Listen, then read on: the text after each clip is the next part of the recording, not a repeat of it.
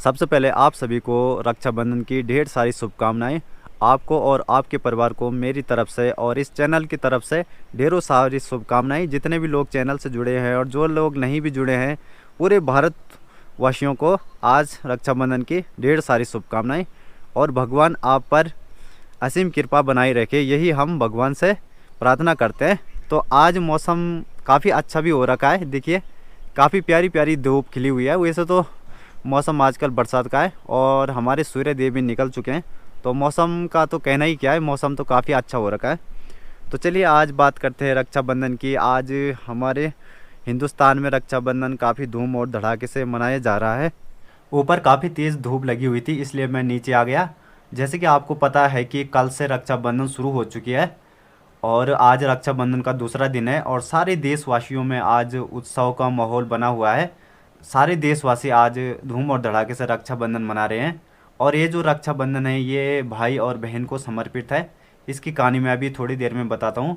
और सबसे पहले मैं उन वीर जवानों को सत सत नमन करता हूँ जो अपने घर परिवार से दूर रहते हैं और बहन से मिल नहीं सकते हैं। हमारे कई ऐसे कर्मचारी हैं सरकारी जो कि ड्यूटी के कारण अपने भाई बहनों से मिल नहीं पाते हैं, तो उनको भी मेरा सत सत प्रणाम। आपके लिए आपका फर्ज सबसे पहले है, इसलिए आपके चरणों में मेरा कोटि कोटि प्रणाम। और कई लोग हमारे पहाड़ों से जो देश विदेशों में नौकरी करते हैं वो भी अपने घर परिवार से दूर रहते हैं और मजबूरी के कारण अपनी बहन से मिल नहीं पाते हैं और ऐसे पावन त्योहारों को मना नहीं पाते हैं। तो उनको भी मेरा कोटि कोटि नमन कि आप एक शहर को छोड़कर दूसरे शहर में रहते हो, पहाड़ों को छोड़कर कहीं रहते हो, नौकरी करते हो, जॉब करते हो, परिस्थिति के कारण आप अपनी बहन से मिल नहीं पाए। तो आपके इस त्याग को मेरा कोटि कोटि प्रणाम। क्योंकि कहते हैं कि मजबूरी ऐसी चीज़ होती है जो कि हमें हमसे हमारी खुशी छीन लेती है। तो इसमें आप छोटा मन ना करें। जो आपकी वहाँ से बहनें हैं कोई भी, उनको ही अपनी बहन मान लीजिए। सारे संसार की बहन ही आपकी बहन है। तो ऐसा विचार रखिए, तो आपको अपनी बहन की ज़्यादा याद नहीं आएगी मेरे हिसाब से। अब मैं दूसरी बात कहना चाहता हूँ। कुछ लोग भाई बहन के रिश्ते में भी दरार डालने की कोशिश कर रहे हैं, जो कि कह रहे हैं कि भद्रा लग रहा है, अशुभ काल आ रहा है, इसमें भाई बहन एक दूसरे को राखी नहीं बांध सकते हैं। तो ये बातें कहीं ना कहीं गलत है। और कोई भी समय भगवान ने ऐसा नहीं बनाया है जो कि गलत हो। भगवान ने बनाया है समय, तो सभी समय सही है। देखिए, इंसान जब संसार में जन्म लेता है तो अशुभ घड़ी में तो कोई जन्म लेता नहीं है। कोई रात को लेता है जन्म, कोई दिन में लेता है। तो भगवान के लिए तो कोई भी समय अशुभ नहीं है। और इसी प्रकार इंसान जब धरती छोड़कर जाता है तो कोई भी समय गलत नहीं होता है जाने का। कभी भी इंसान चला जाता है तो इसमें क्या है। तो इसी प्रकार आप भाई बहन के रिश्तों में भी दरार डालने की कोशिश ना करें कि इतने बजे तक आप राखी नहीं बांध सकते हो। देखिए, मैं इतना बड़ा ज्योतिषी नहीं हूँ, लेकिन ये भी पाखंड है, तो पाखंड को मैं कभी भी बढ़ावा नहीं देता हूँ। भगवान और धर्म इनकी मैं इज्जत करता हूँ, सनातन धर्म, अपने सनातन धर्म की। लेकिन मैं पाखंडवाद को नहीं मानता हूँ ऐसे फालतू के सर से। एक दिन में तो हमारा राखी का त्यौहार आता है और उसमें भी आप भाई बहन को अलग कर देते हो कि नहीं इतने बजे तक राखी बांधोगे। तो ये कैसा तरीका है। तो ये कहीं ना कहीं गलत बात है। और भाई बहन को इस दिन रोकना नहीं चाहिए कि ये भद्रा लग गया। और भद्रा के विषय में बता दूं तो भद्रा भी शनिदेव की बहन है और शनिदेव अपनी बहन से नाराज़ नहीं होते हैं। तो हम भद्रा काल को कहीं भी गलत नहीं ठहरा सकते हैं, क्योंकि भद्रा भी शनिदेव की बहन है। और दूसरी बात मैं रक्षाबंधन पर ये कहना चाहता हूँ कि ये जो त्यौहार है रक्षाबंधन का, ये पैसों का त्यौहार नहीं है। ये एक पवित्र त्यौहार है, प्रेम का त्यौहार है। भाई और बहन का जो पवित्र प्रेम होता है, जो कि दिलों को जोड़ता है। भाई अपनी बहन से राखी बंधवाता है, तो इनकी भी कुछ मर्यादाएं हैं। ये नहीं कि भाई कहीं गरीब है और बहन सोच रही है कि इसके पास तो कुछ नहीं है। ऐसे विचार आज के दिन आने भी नहीं चाहिए। ये जो त्यौहार है, अगर भाई तुम्हारा स्थिति उसकी वैसी है, अगर वो तुम्हें 100 रुपये या फिर 50 रुपये या फिर 20 रुपये दे रहा है, तो इसमें उसका प्यार समझकर स्वीकार कर लीजिए। नाराज़गी बिल्कुल भी ना जताइए। और उसी प्रकार भाई भी अपनी बहन की रक्षा करने का दायित्व ले कि मैं इसकी हमेशा रक्षा करूँगा। केवल आज के दिन नहीं कि आज हमें याद है। हमेशा कहीं पर भी आपको ऐसी अनहोनी दिखती है कि कोई आपकी बहन को गलत नज़र से देखता है, कोई आपकी बहन के पीछे पड़ा है, या फिर इस प्रकार की बातें होती है कहीं पर, आपकी पत्नी के सिवाय सारी स्त्रियां आपकी या तो माँ है या तो बहन है। आपसे बड़ी उम्र की स्त्रियां आपकी सभी माँ है संसार में। और आपसे छोटी उम्र की स्त्री आपकी सभी बहन है।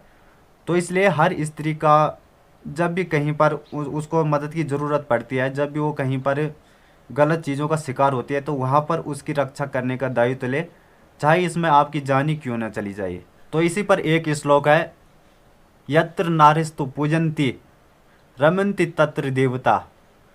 मतलब जहाँ नारियों की पूजा होती है, उनका सम्मान होता है, वहाँ पर देवता बसते हैं।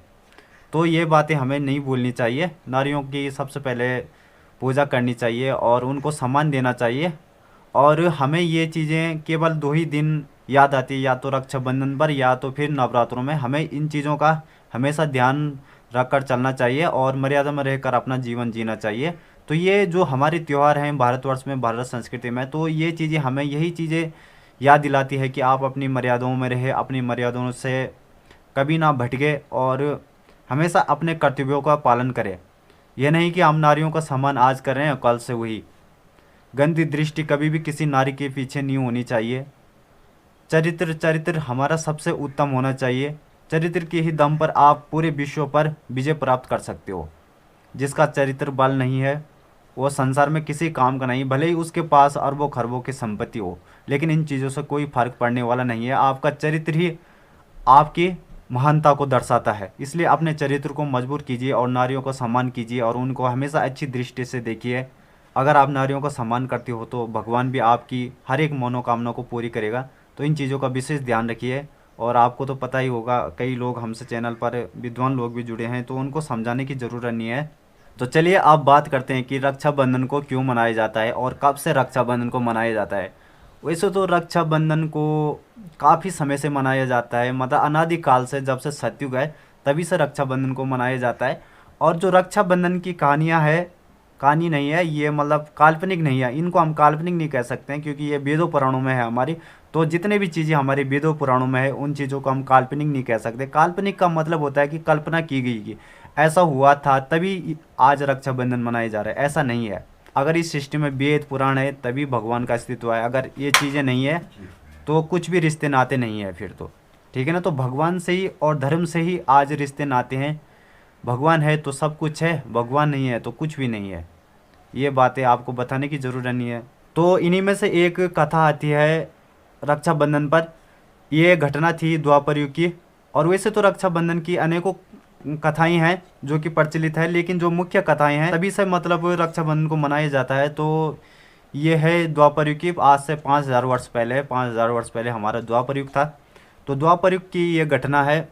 शिशुपाल नाम का एक राक्षस था। तो शिशुपाल की जो माँ थी वो भगवान विष्णु की अनन्य भक्त थी। मतलब भगवान विष्णु उस समय श्री कृष्ण रूप में आए हुए थे।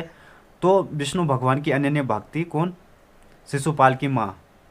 तो शिशुपाल की माँ को पता था कि मेरा लड़का अधर्मी है और ये भगवान से कभी न कभी बैर करेगा।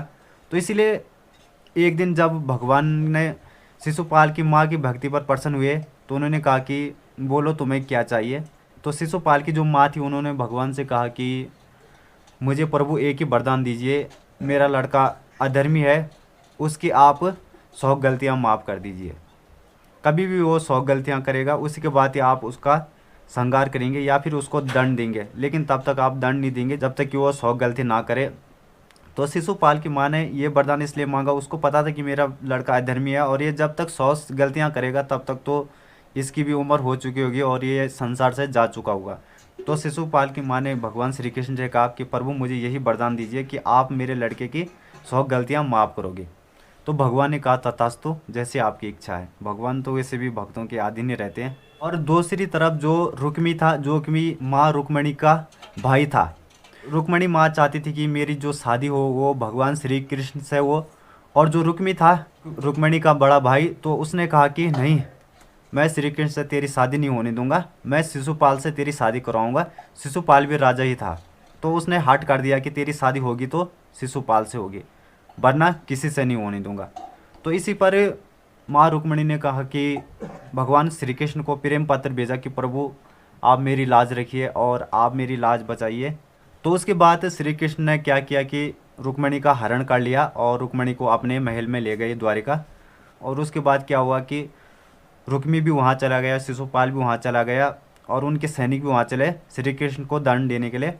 और उन्होंने श्री कृष्ण को कहा कि तू कपटी है, ये है, सो है, गालियाँ देने लगे। तो श्री कृष्ण ने कहा शिशुपाल से, शिशुपाल तू गलती करने की भी भूल मत करना, क्योंकि तेरी एक एक गलती तेरी मौत की तरफ लेकर चलेगी।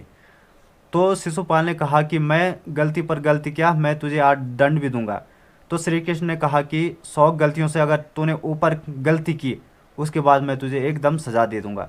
तो शिशुपाल ने कहा कि तू कर ही क्या सकता है। उसने भगवान को गाली देना शुरू कर दिया। जैसे ही 99 गाली उसने दे दी थी, तो भगवान ने कहा कि तूने 99 गलती तो कर दिया है, अब एक गलती शेष रह चुकी है। तो उसके बाद उसने कहा कि मैं 100 नहीं, मैं 200 गालियाँ आपको दूंगा, 200 गलतियाँ करूँगा, तभी आप मेरा कुछ नहीं बिगाड़ सकते हो। जैसे ही 101 गाली दी उसने, तो भगवान श्री कृष्ण ने सीधा अपना चक्र उठाया और उसके सर धड़ से अलग कर दिया। जैसे ही श्री कृष्ण ने शिशुपाल के सर धड़ को अलग कर दिया, तो उसके बाद जब उनका सुदर्शन चक्र वापस आया, तो उन्होंने भगवान की उंगली को काट दिया। जैसे ही भगवान श्री कृष्ण की उंगली कटी, तो द्रौपदी ने देख दिया कि भगवान कृष्ण की तो उंगली कट गई है।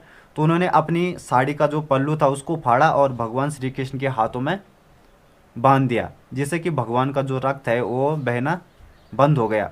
तो श्री कृष्ण ने कहा कि द्रौपदी तुमने मेरे लिए इतना कुछ किया, मैं इसका एहसान कभी नहीं भूलूंगा।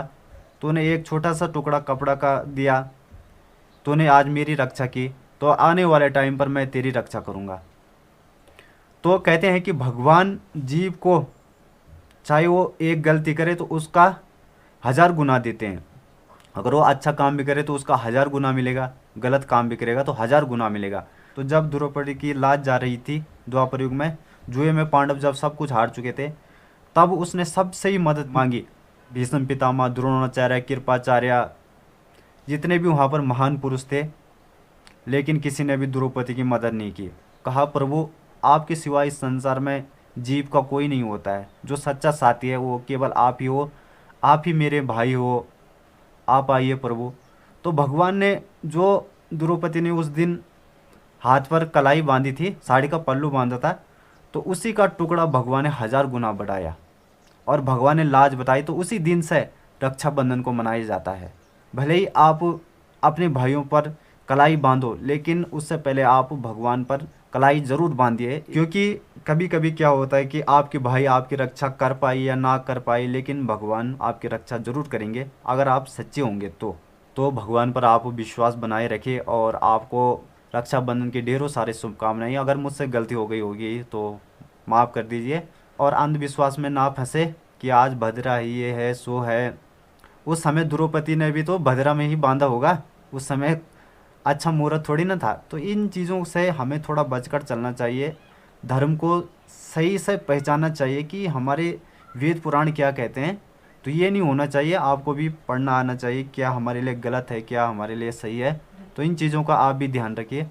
तो हमें भगवान को अपना सच्चा भाई बनाना चाहिए। भगवान से आप कोई भी रिश्ता बनाओगे तो भगवान 100% उस रिश्ते को निभाते हैं, ये कहानी इसका प्रत्यक्ष प्रमाण है। तो आप सबसे पहले भगवान को अपना भाई जरूर बनाइए, क्योंकि भगवान ही ऐसे हैं, जब कोई साथ नहीं देता है उसके बाद भगवान ही साथ देता है। द्रौपदी की लाज बनाई, न जाने कितने भक्तों की भगवान ने लाज बचाई है। तो ये चीज़ें आप लोग विशेष ध्यान रखिए, भगवान को सबसे पहले अपना भाई बनाइए। संसार के लोग हो सकते हैं उनसे गलती हो गई या फिर वो अपने वादे से मुकर जाए, लेकिन भगवान कभी अपने वादे से मुकरते नहीं है। और मैं रक्षाबंधन के इस पावन पर्व पर ज़्यादा ना कहते हुए यही कहना चाहता हूँ कि आप भी स्त्रियों को सही ढंग से देखिए, उनका आदर कीजिए, उनका सम्मान कीजिए। और बहनों को मेरा कोटि कोटि प्रणाम, आपके कारण ही ये त्यौहार मनाया जाता है।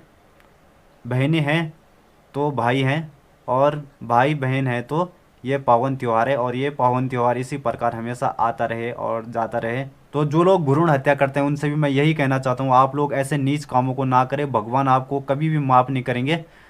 अगर बहनें ही पैदा नहीं होंगे तो भाई के हाथों में फिर राखी कौन बांधेगा। तो इन चीज़ों को विशेष ध्यान रखिए। वीडियो को करते हैं एंड, और आप लोग अपना बहुत बहुत ध्यान रखिए। तब तक के लिए जय हिंद, जय श्री राम।